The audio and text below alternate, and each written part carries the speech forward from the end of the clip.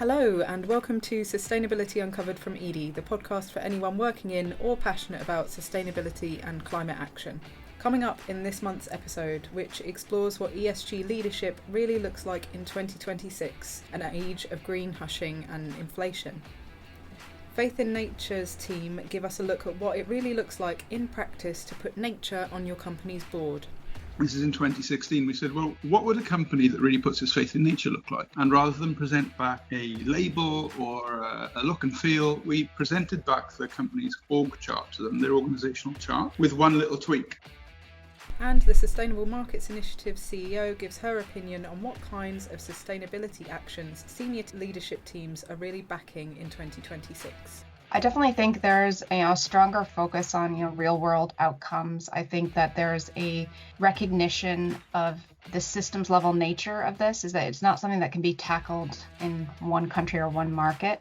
All of that and more in this episode of Sustainability Uncovered.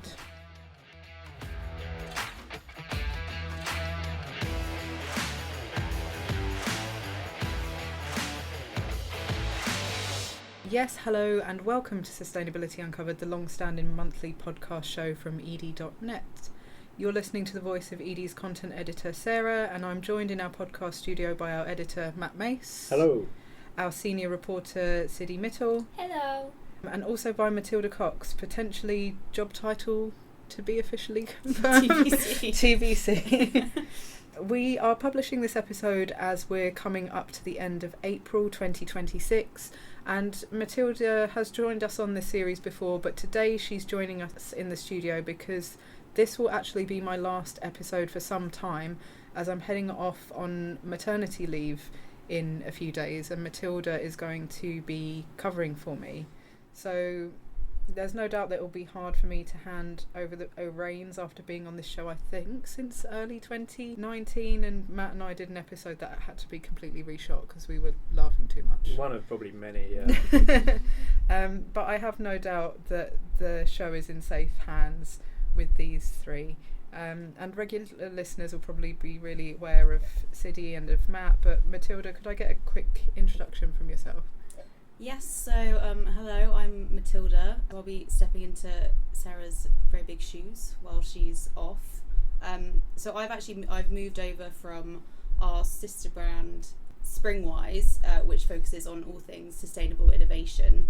So obviously I've been working closely with you guys anyway over the last sort of year and a half. But what I'm most looking forward to kind of moving over to Edie is seeing sustainability kind of from the other side. So with Springwise, we focus on the solutions, like the specific technologies that are tackling the big issues facing our planet. So that's kind of covering the early stage startups and the university researchers. But with Edie, I'm looking forward to seeing it sort of from the bigger picture, and then also maybe seeing some of those solutions like actually implemented in businesses and seeing the impact that they're having. Yeah, and there's so many kind of amazing leaders in this space that I'm looking forward to getting the chance to speak to directly, and obviously working even more closely with Matt and Sidhi. Yeah, I was wondering when that line was coming in. Yeah, last but not least. Yeah. Great, so I'll be listening in obviously while I'm doing my daily pram walk, to be honest, and making sure that it's all good. Maybe we'll even see a few more innovators on the show because we've got your contacts book. Yeah, absolutely. Coming to it, but coming back to today's official business, this episode, I know we're only 4 months in, but it feels like we're in a very different situation already than the start of 2026. Sun's out. The sun is out. I mean, that's a very optimistic way to frame it. But essentially, this episode is all about exploring what it really means to be a sustainability leader in 2026. And Matt, I understand you've done some polling and some events chairing around this recently. So, what are the vibes?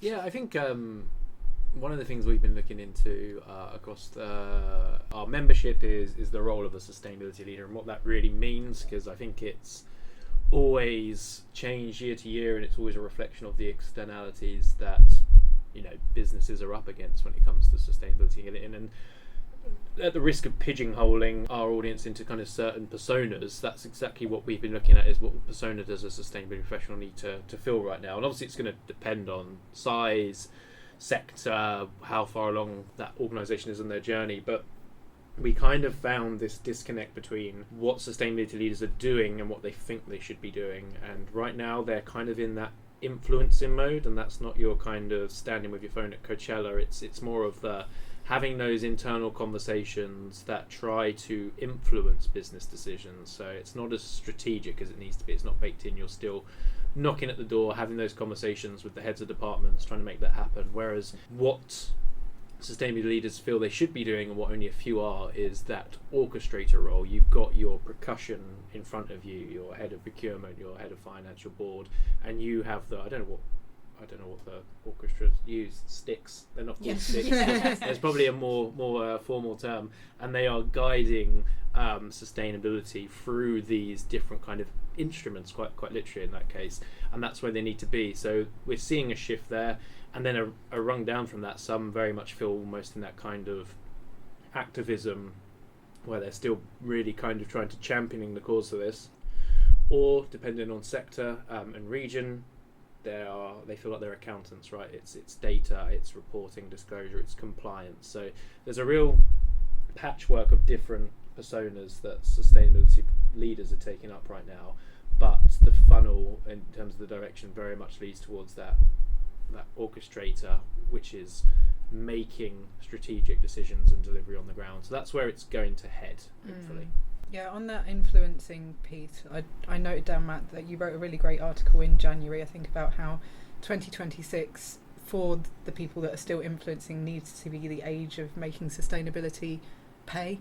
That if you're the CEO, you're not approving a target based on morals or reputations like you might have a few years ago. They want to save costs now, they want to avoid risks, they want to create opportunities. So from like some of the polling that you've done, we know that businesses are looking still for the low-hanging fruit, for things that pay back, but we know that that's not really leadership. It's just not going to create the future that we need. So I really enjoyed doing our first interview today, which proves that some CEOs really do understand that and are not stuck in that short-term mindset sort of fog. So I spoke to the Sustainable Markets Initiative. So this was an initiative that was set up in 2020 by Charles, then Prince. They recently convened hundreds of CEOs at Hampton Court Palace for their annual roundtables and exhibitions. And the results included a bold new collaboration to create a big marine protected area in the Antarctic. So I wanted to get inside the minds of these CEOs. So I spoke to the initiative CEO, Jennifer Jordan Saifi, to get her takeaways from the event and the initiative's next big focus areas for the rest of the year. So here is that interview in full. Thank you so much for taking the time. How have you been? Really good. And it was a great start to the year. Very busy, but it gives us a lot of momentum. Yeah, and we can talk about what's happened in 2026 so far and what's on the horizon in just a moment. But if we've got any listeners that aren't aware of the initiative, Jen, it would be great to get a really quick introduction. Yeah, sure. So the Sustainable Markets Initiative was established in 2020 by His Majesty the King, then the Prince of Wales. And it was really a private sector initiative to really support global sustainability goals. So whether that's the Paris Climate Agreement, the Convention for Biological Diversity, or the SDGs, he really felt that governments alone weren't able to mobilize the trillions required to make that transition and to achieve those 2030 targets. And so he really felt that the private sector really had to come in as equal partners. And that's really what the SMIs have been about. It's a CEO-led organization. We have over 20 different industries and financial sectors represented, and it's a very global effort as well. So it's really covering all countries of the world and all industries and supply chains, which are all globally interconnected. Got it. And I'd say from my point of view, I always see the initiative at COPs and at Davos's. It's a real fixture of these annual events. And I wanted to come on to the initiative's own annual event. So the initiative recently convened hundreds of CEOs at Hampton Court Palace for the annual roundtables and exhibition. And you've mentioned a bit there, Jen, about the history of the initiative. And we're definitely in a very different landscape than when it first launched. So how would you describe the mood in the room this year? Mhm. Yeah, I definitely see over the past year or so that it's been a difficult time for sustainability, just as the global narrative has shifted. And last year was the first year that we did the Hampton Court Palace convening, was really as a way to, re-rally the troops and sort of make sure that people, stay the course and have the confidence. And, by bringing the peer group of CEOs together, I think they help each other to say it's okay to sort of keep going on this agenda. Definitely what we've seen is a little less speaking out over the past year or so. But I think this year we started to see CEOs, regain that confidence and, be willing to speak about the work they're doing. I think it's definitely been more commercially aligned. So, how can we, make sustainability just embedded as part of the core way of doing business, thinking about energy and efficiencies, thinking about, the impact on nature that businesses have, but it just becomes part of the routine rather than a side activity, which is actually, a huge amount of progress that's been made over the past 5 years. And from all of that, what would you say were your top takeaways for the event? And I know you say that people are maybe looking for the quick wins and the commercial alignment, but is this how they're now defining sustainability leadership this year, would you say? I definitely think there's a stronger focus on, real world outcomes. I think that there's a recognition of the systems level nature of this, is that it's not something that can be tackled in one country or one market. And also industries are interdependent. So energy crosses everything. So ensuring that there's the energy infrastructure that you need to transition, whether it's for, aviation, shipping, health, any industry in general. Like, I think that, those types of issues sort of make them realize that, okay, we need to be working with others, and that really characterize sort of how we're moving forward. We've pivoted this year to something called Pathfinders. So at the beginning, we had industry verticals, and they were really working to align themselves on, like, how do we as a global industry move forward. And this year, it's more horizontal. So, like, what's the financing needed to drive that industry forward? What are the insurance issues around that? What are the energy issues around that? What can we learn from other industries that have done something similar, so that we can, move a little bit faster and leapfrog off of other people's experiences. So I think this year that the summit, one of the great things is that we've built a relationship with China over the past 3 years. And this year we had a very large delegation of Chinese CEOs, about 50, which was quite significant. And, while some, countries around the world might be more silent on climate over the past year or so, China has been leaping ahead. And I think it's really important from a business perspective, given how many supply chains are located in China and how much rapid technology development that we're seeing from there, that our global industries from other countries are able to see and engage directly with China, so that we can all, again, learn from each other and move faster together. Yeah, I think we're definitely in a situation now where we can't afford not to have like a systems level and a collaborative look at energy supply and nature related risks. And another topic in which this keeps coming up is what some people are calling blue sustainability, so oceans and water. So some people are calling Davos the blue Davos. Last year the UN hosted its first ocean conference. So is this something you're seeing as well, this focus on water and ocean ecosystems? Yeah, definitely. I think for the SMI, we've always had nature, as the center of the global economy, and for us, nature also includes the oceans. But I think that we've really ramped up our efforts, having participated in the UN Oceans Conference and a number of other forums over the past year. Also, the Commonwealth being made up of many of the small island developing states, and sort of how they're impacted by the ocean sort of always comes up. So we have a Pathfinder now focused on fisheries and oceans. We've really rallied a lot of key players, and we have champions. One of them was announced at the summit, Secretary John Kerry, who's been a long champion alongside His Majesty on oceans for decades. So I think what we're trying to work on in these areas is, what is the role of the private sector? We also have a shipping Pathfinder, and I would say that we often talk about green shipping and green corridors, but what is the responsibility of shipping and the marine environment and being stewards of the ocean as well. So we're finding different ways where the private sector is coming in, and a key area also is the marine protected areas, and like what role can the private sector play voluntarily to reinforce those, so governments know that they have a partner on the other side that will help enforce these MPAs. And it's really critically important in these next 4 years. If we ever want to reach that 30 by 30 target, we really need to ramp up our actions on nature, including oceans. Yeah, with that, it feels like, as you say, we've got the big voices behind this. We're getting the top level commitments. We've got this renewed will. It looks like there's some mapping going on. So what are the next steps to sort of turn this into action based on trends you've seen with previous sustainability topics or industry initiatives? Yeah. So again, there are many different areas that need to be worked on. The Ocean Stewardship Initiative that we launched in Antarctica is supporting an MPA there, which is, they've been working on it for a while, but sort of tied also to fisheries management.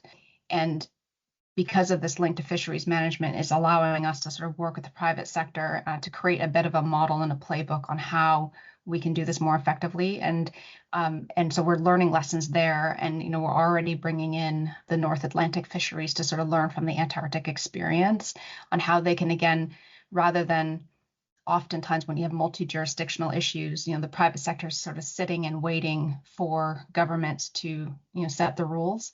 And often those are difficult negotiations when you have multiple parties involved to get to an agreement.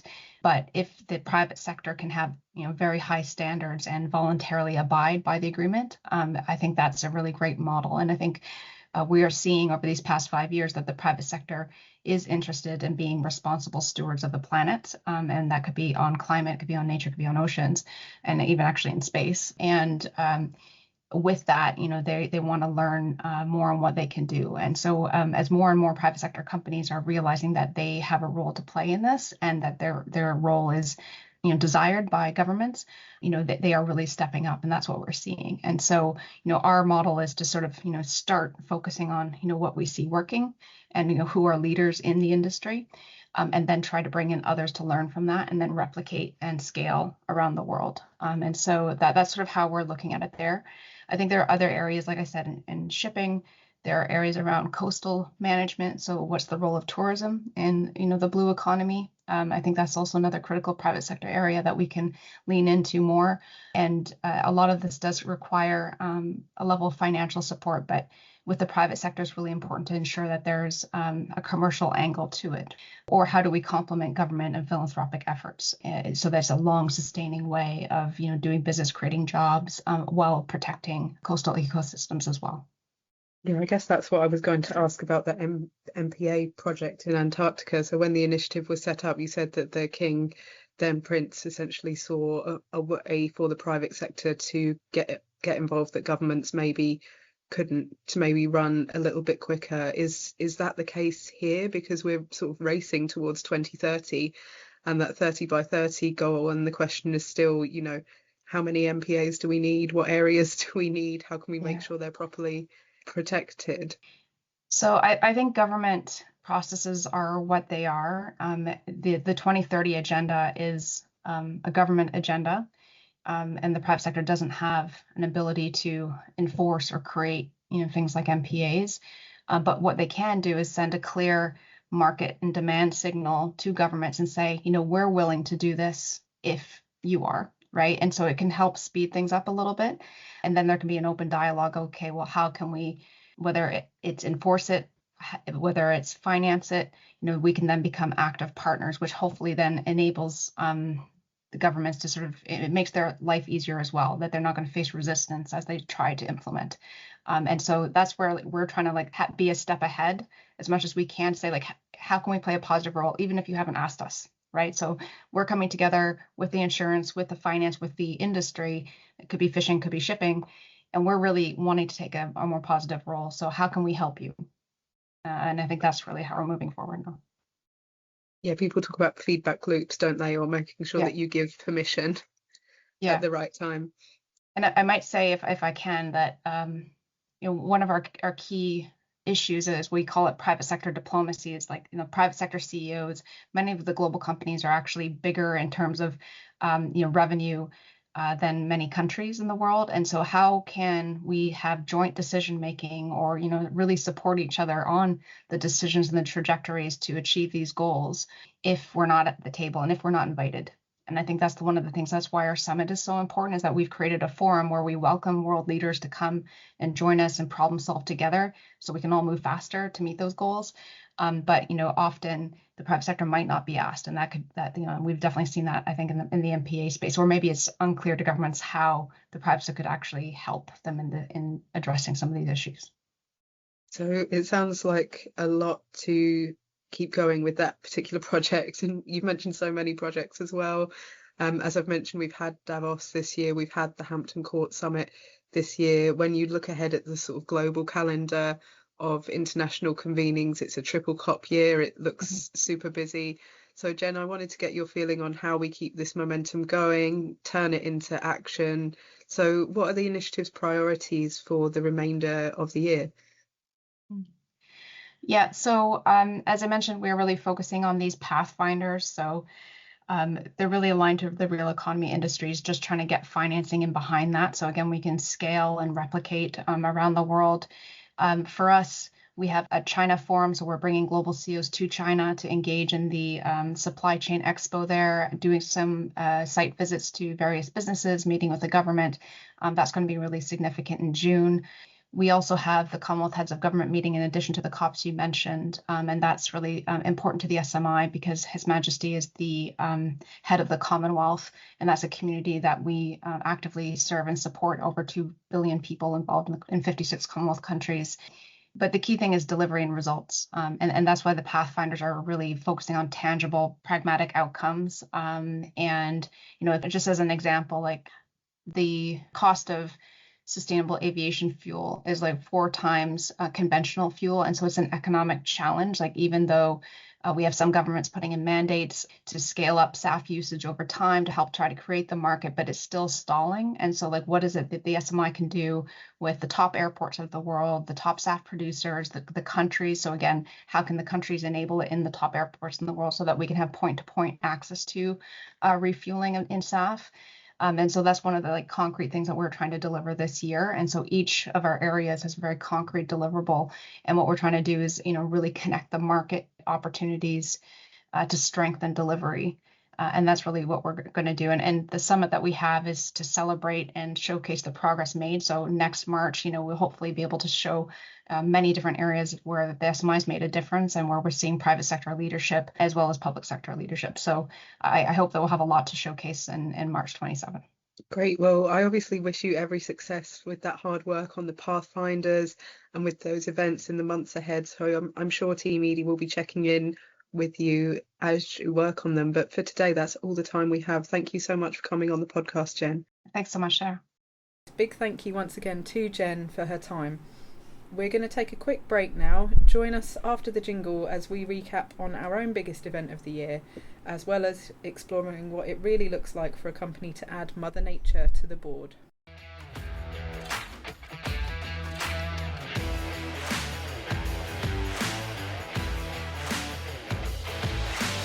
Hello and welcome back to Sustainability Uncovered with me, Sarah, and also with Matt. Hello. Matilda. Hello. And Sidhi. Hello.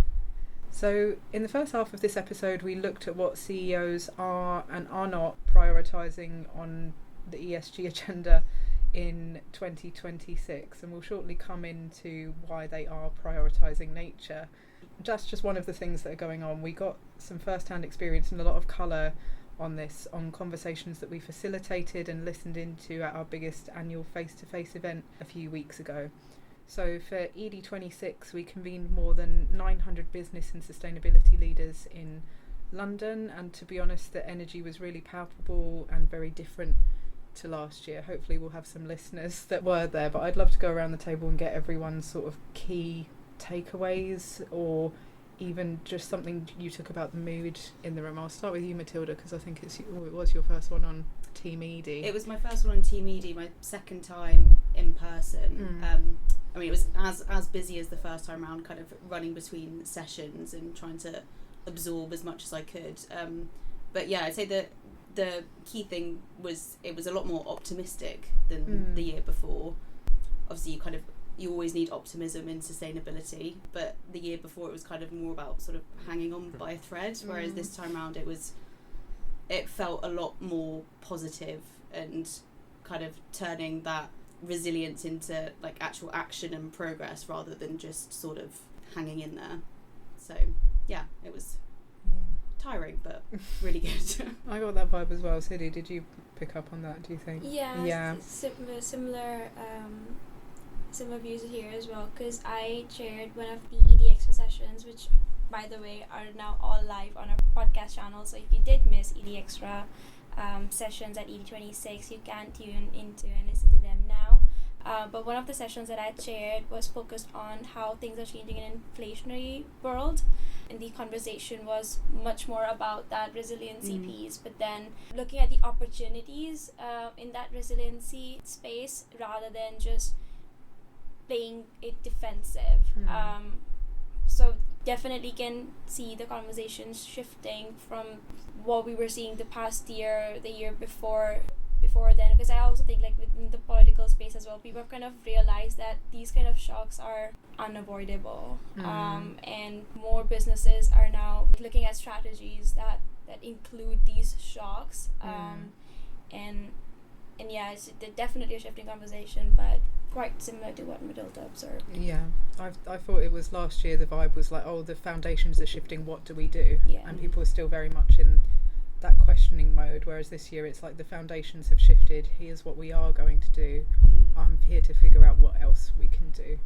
I saw a real demand for like implementation discussions, case study kind of focused discussions, and I think what we know about our audience is that they're very time poor, they're very resource poor, right? They don't have a time to actually look across their own sector or others and see what is being done, not what can be done, but okay, what's actually being done, what are the spades in the ground project. And I sort of that, it felt like, I don't know if anyone's ever been to Drusilla's, and you've got the meerkat enclosure where you have to kind of tunnel underground and then you pop your head up and you're in the middle and you can see what all the meerkats are up to, and it felt like that. This is our audience finally being able to kind of pop their head up in the middle of the sustainability enclosure and actually see what others are up to. Not to say sustain professionals are meerkats rodents.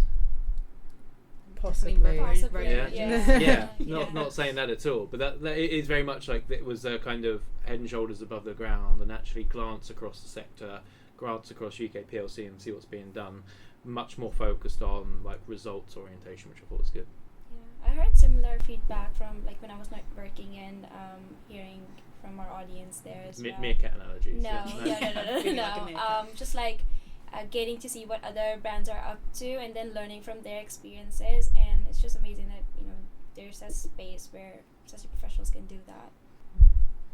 Yeah, loads to take away there. And then when we polled people at the end of the conference to ask, what's your word, what are you going to take away, unsurprisingly the word was resilience, but people did also come up with words like hope as well. So I want to carry that with us as we come into our next interview, because as Matt said, it sometimes feels like you're a bit stuck under the ground, you're tunneling away working on your own projects, and then you're like, oh, I wish I could look up and look at what needs systems change and what other people are doing, which I think is an image that brings us on to our next interview. So Sidhi, who are we talking to? What are we talking to them about? So for this segment, I spoke to Simeon Rose, who is the Creative and Brand Director at Faith in Nature, and Laura Ford, who is the Sustainability Director. It was a great conversation. We talked about why it was important to put nature on board, but then what does it even look like?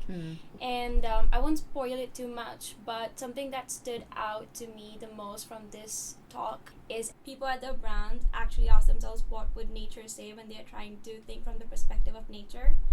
And that's translated into how then they're sourcing stuff, or what does water stewardship look like in practice for them. And I think just really interesting. Another thing that I thought was really cool is, in order to really give or personify nature, people gotta build that connection with nature as well. Something that they do with their employees is green prescribing, which, if our listeners don't know, it's taking care of your mental health, but doing it while connecting with nature, immersing yourself in nature as ways of cheering yourself up. So something that they allow, or they give space for their employees to engage in. And I think that was, again, like really cool. And I think something that most businesses can look into as well. So it's shaping like people and HR strategy as well as just like product decisions and things like that. So it's like really highly embedded across operations. It was a great conversation, but I feel like I've already spoke too much about what you will be hearing. Okay, so without further ado, let's get into that interview with Simeon and Laura in full. Now in 2022, Faith in Nature became the first company to formally put nature on its board, a move that really captured attention across the business world. Simeon, what problem were you trying to solve, and how did that lead to the idea of putting nature on the board? What did it actually take to make that happen? Well, Sidhi, so going back a little bit, I guess, as you say, the move happened in 2022. We started work on the framework and on the process in 2021, but this goes back a little further than that, perhaps even all the way back to 1974 when the company was founded, because when we joined the company, and I say we, that's me and my creative partner, Anne, we joined the company in 2016 in a creative capacity, i.e. we were brought in to look after the brand, and there was just this absolute gift to work with available to us, which was this name, right? Faith in Nature. So for us, it all starts there. You look at what this name means and think, wow, what can I do with a company and a brand that promises on these words? So that's where it started, in truth. And so the first thing we actually did was, this is in 2016, we said, well, what would a company that really puts its faith in nature look like? And rather than present back a label or a look and feel, we presented back the company's org chart to them, their organizational chart, with one little tweak. So we took the org chart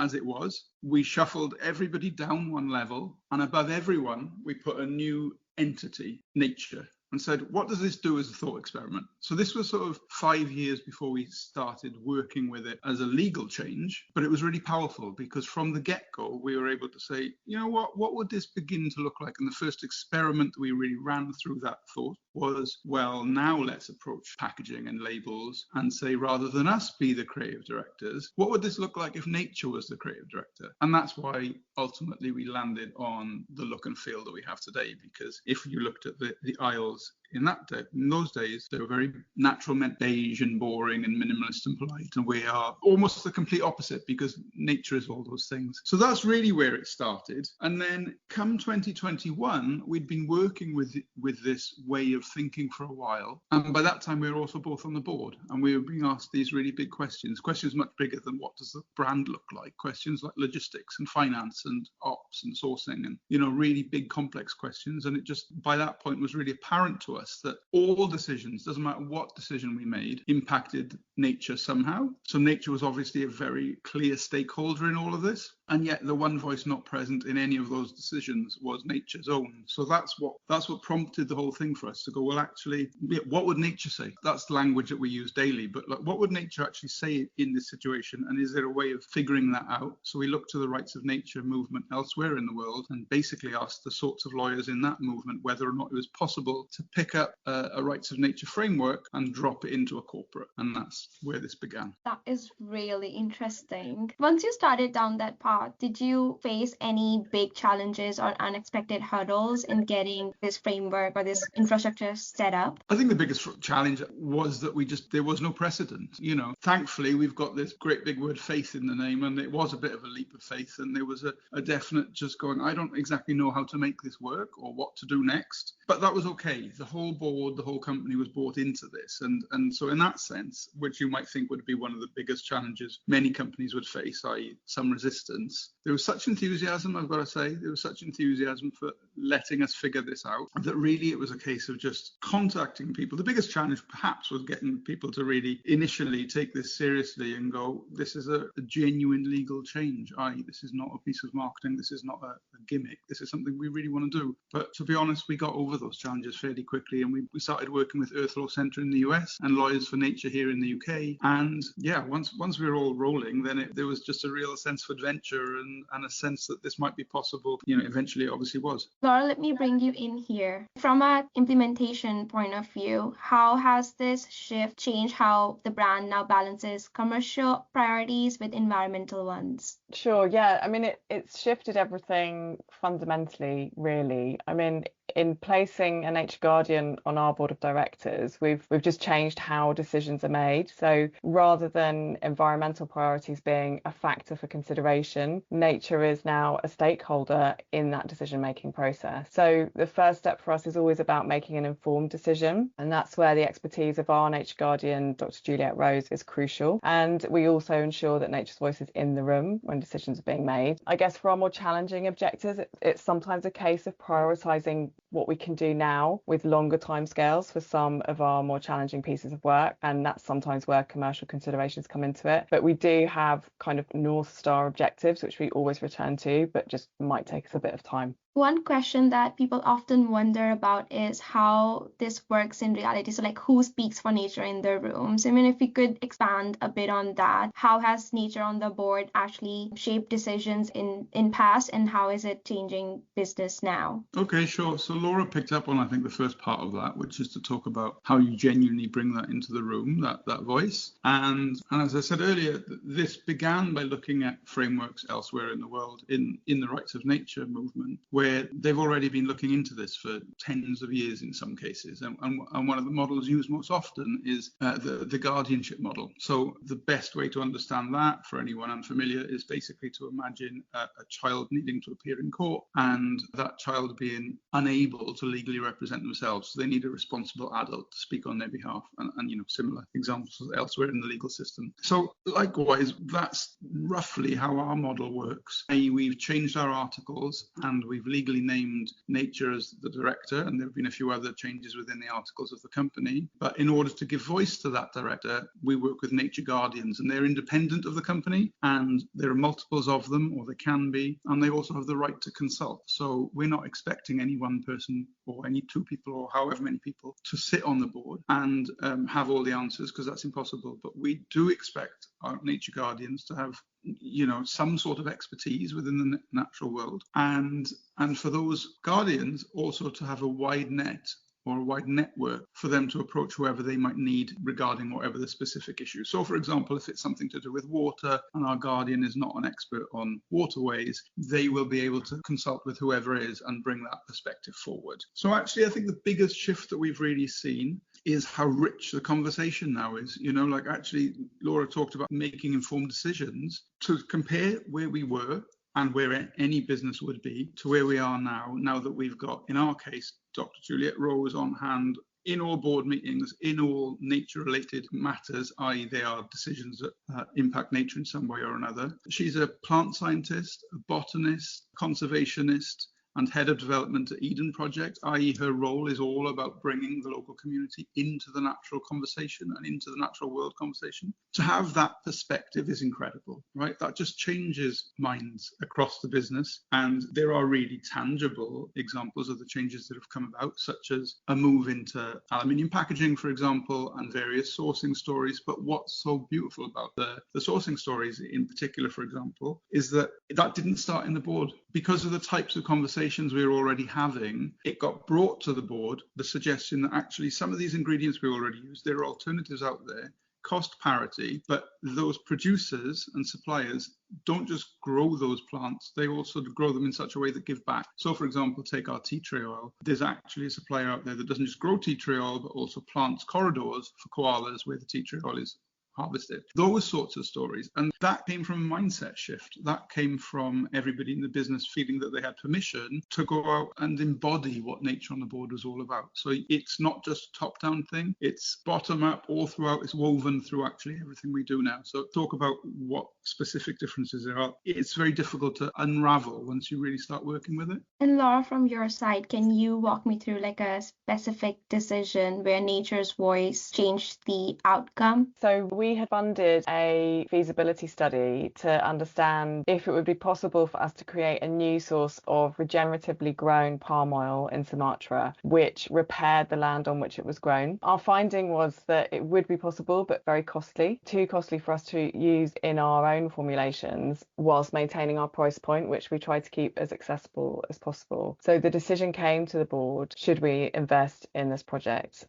yes or no? And our Nature Guardian actually suggested that we change the basis of the vote so that it wasn't yes or no to this one project, but the vote became either yes to this project or yes to a budget to explore alternatives that could solve this same challenge in a way that worked for us and our customers. So the options and the basis on which the decision was being made, and therefore the outcome, was completely changed by the presence of our Nature Guardian in that board meeting. Simeon has mentioned on this a bit, just how employee mindset has also changed because of the integration of nature on the board. But how are you seeing that in your team? How are employees or teams thinking about their roles differently on a day-to-day basis? One of the funny changes, actually, which is, again, it's about that change in mindset that Simeon mentioned. We have this phrase, what would nature say? And it's become a phrase that, staff will come up to me on the factory floor. If we've made a decision and they can't see the logic in it and they think it doesn't make sense, they come up to me and they go, hey, what would nature say? So it's actually,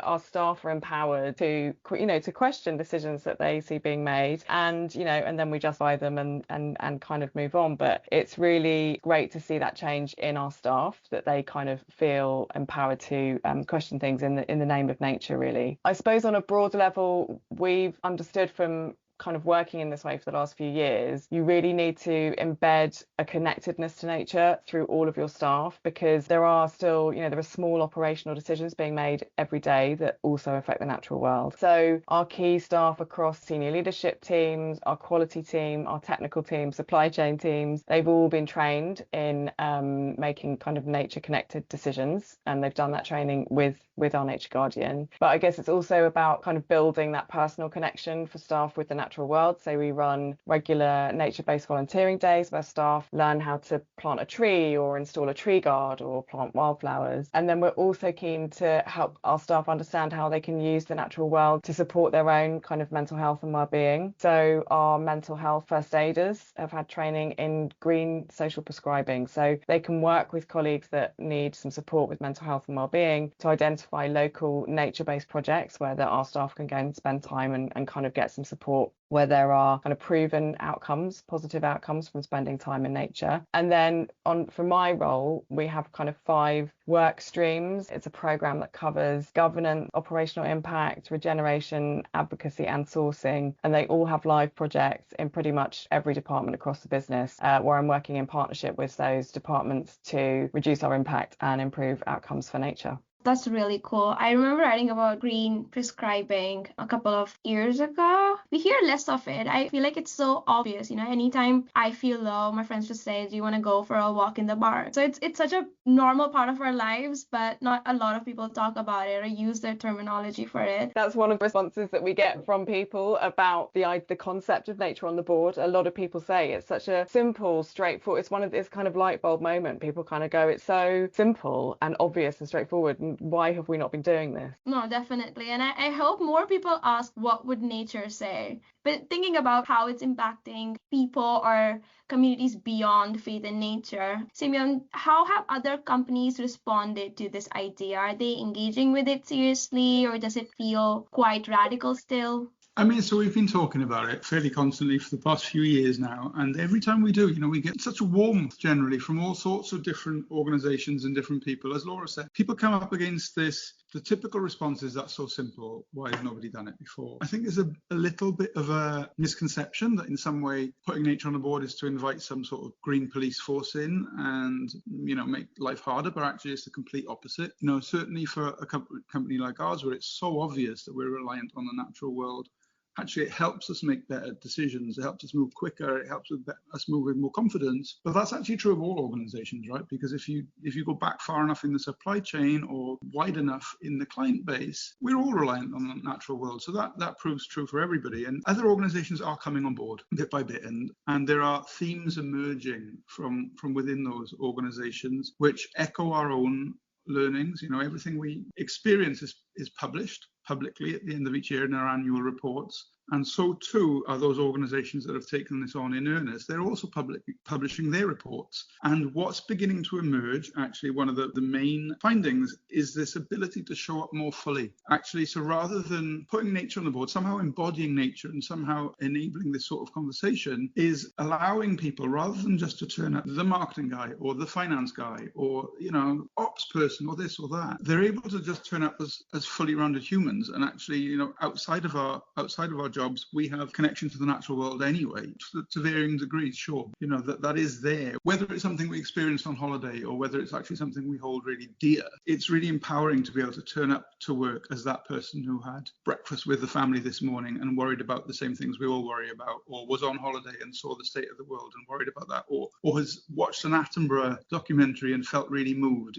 Actually, nature on the board allows people to come to work as that person, not just like a segment of themselves. And that's the response we're beginning to see from those organizations that have already done this. So a general positivity and a general warmth towards this, to be honest, a slowish uptake. We're still not, there's still not that many organizations that have done this, but we're probably at around 20 plus, not loads, but we're getting there. And within those organizations that are already reporting general similarities actually between all of us, that this is enabling a richer conversation, a more grounded conversation, and obviously a conversation that takes the natural world into account. It brings us to the big picture. I would like both of your thoughts on this. Are you hopeful that this could lead to legal rights for nature in the UK or across Europe? And what needs to happen next to protect nature? We'll start with you, Simeon, and we'll come to you, Laura.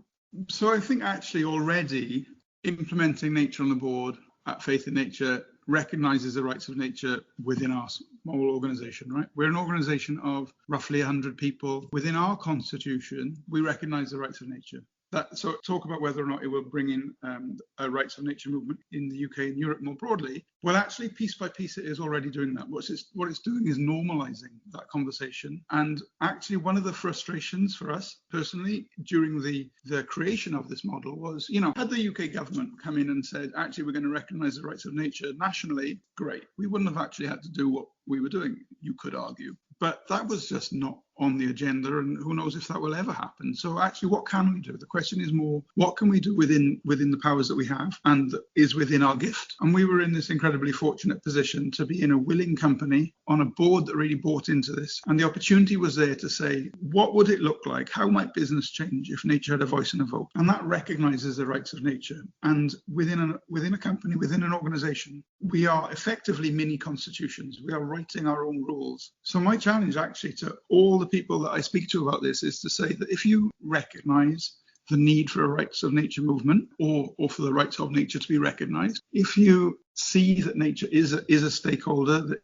can impact by all that we do and feel that should somehow be reversed or taken into account, this tool already exists. This option is already available to you. And we can normalize the rights of nature movement by as many of us doing this as possible, because then actually we begin to learn what it means to take nature into account in all that we do, in all the decisions that we make. And we can all start to work together so that even if this does not come about at a national level, perhaps it is a quicker route to get it recognized through a corporate structure, bizarrely, right? That this is an unforeseen outcome, but it's proving to be true. Yeah, the bottoms up approach, which we're seeing it in other ways. So in terms of the automotive sector, we saw ZEV mandate came in because the industry combined asked for it. So you could see the same for nature. That would be amazing. This conversation has been really interesting, and hopefully we can see more of this leadership from other brands as well. Unfortunately, that is all the time we have for this segment. So I will hand it back to the Edie team in the studio. Big thank you once again to the Faith in Nature team. In the meantime, we've got 7 new episodes on our Edie Extra channel. As Sidhi's already mentioned, 6 were recorded live from Edie 26. So if you came to the conference, have a listen, refresh your mind. If you didn't come, that's fine, we won't tell. It gives you a nice taster on what was going on. And the 7th episode is all about sustainability for SMEs, co-hosted with Santander. I believe that more than 9 in 10 UK businesses are SMEs, so I'm sure that will be a super good listen for many of you listening. So rest of the team, what else have we got coming up? Well, we are doing some expansion plans for membership, which I can't really talk too much about on, but it's mainly, we're doing quite a lot of EU focused content. I think the fragmentation of sustainability across different regions has meant that there's different appetites across different places, and Europe is still very much bought in, but has been at the mercy of some legislative bonfires recently. So we're doing quite a bit there, which is exciting. And even though this isn't to do with what's coming up, I will say that I'm just a little bit sad that this is the last one. So I don't know if anyone ever watched, there was like a puppet show, like really young, called The Dinosaurs, or it wasn't called The Dinosaurs, but it had dinosaurs in, and the last episode was really sad, and I won't explain why, because it's like tragically sad. It feels a bit like that, where the kind of meteor's on the way, and the podcast is going to be very different moving forward. But what I'm laughing about is that someone actually approached Matt earlier this year and said, "Oh, I really like Sarah's podcast," and he was just like, yeah, deadpan, turn to camera, like I do the show as well, but I'm just the guy on the podcast occasionally when I can make it. No, token. We have got a token man. Yeah, I'll be on it moving forward, because you know, as Matilda said, big shoes to fill. So I'll fill one shoe. You can fill the other. Yeah. And then, ladies, what are you working on for the next month or so? The next month, well, I'll echo what Matt said. We're obviously extremely sad to be seeing Sarah go. So it's going to be super busy trying to kind of tick off all of her massive daily to-do lists. But other than that, one thing that I'm working on quite heavily over the next couple of weeks is a lot of regenerative agriculture. In particular, there's been sort of obviously the fossil fuel price shocks have hit everyone really hard, and the focus has kind of been on transport, but obviously fertilizers have been hugely impacted by those price shocks as well. So I'll be speaking to some people on what that might mean for regenerative agriculture and farming. Super interesting stuff. And then, Sidhi, I think you'll probably be kept busy by the Colombia fossil fuel event, right? Yes. Yeah. So I think by the time the podcast goes live, we'll have kind of like an explainer out what the Colombia talks are and what it aims to achieve. And we're also hosting an exclusive briefing for our members next week on the talks. So yeah, if our members are listening and if you'd like to join in, I would highly recommend doing so. And I look forward to seeing you then, I guess. Yeah, it's a really big moment in the calendar, but even if that's not something you're going to be tracking a lot, as I've mentioned, we have a whole smorgasbord of topics really going on over the next month. So all of that will be definitely delivered by these three, plus our insight editor, Josh. I'll now be making myself scarce for the best part of a year to spend some quality time learning new challenges and new jargon. So I'm moving on from things like CSRD to things like tummy time, etc. So for this episode, and with that note, the team will be back in a month. But for today, it's a goodbye from Matt. Goodbye. A goodbye from Matilda. Goodbye. A goodbye from Sidhi. Goodbye. And a goodbye from me. Goodbye.